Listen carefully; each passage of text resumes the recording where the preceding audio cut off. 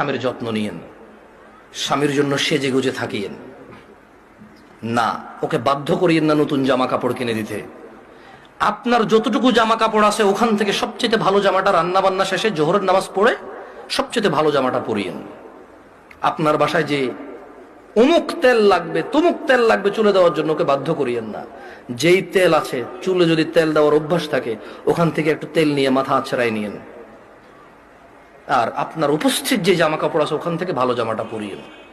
স্বামী যখন ঘরে ঢুকবে মুচকি হেসে ওকে সালাম দিয়ে রিসিভ করিয়েন।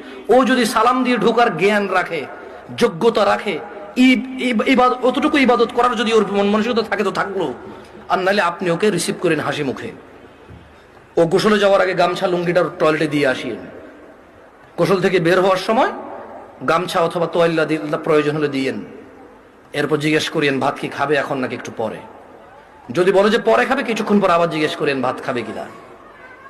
ও যদি পছন্দ করে যে ওর বাবা মা বোন এদের সাথে ভালো আচরণ করা যদি ও পছন্দ করে আপনার পক্ষ থেকে, আপনি ওর বাবা মা বোন এদের সাথে ভালো আচরণ করিয়েন।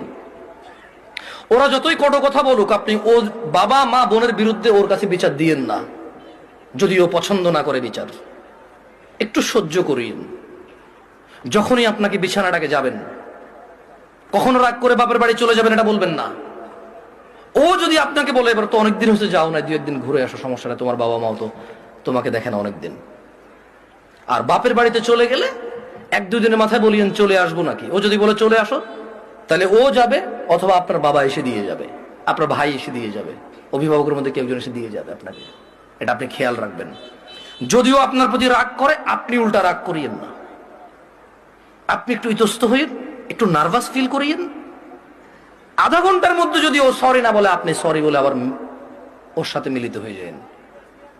আপনার স্বামী যদি বোকা মানুষ হয় তাহলেও ও আপনাকে আস্তে আস্তে পছন্দ করবে ইনশাআল্লাহ। আর যেই স্বামী ভালো, সেই স্বামী সবসময় চিন্তা করে আমার বউটা যদি একটু কটু কথাও বলে, ও যদি একটু কর্কশ হয়, ও কোনো পুরুষের সাথে কথা বলে না, চরিত্র নষ্ট করে না, এমন মহিলা রেখে দেওয়া যায়, ওকে পোষা উচিত, যত্ন করা উচিত। এটা হচ্ছে বুদ্ধিমান স্বামী।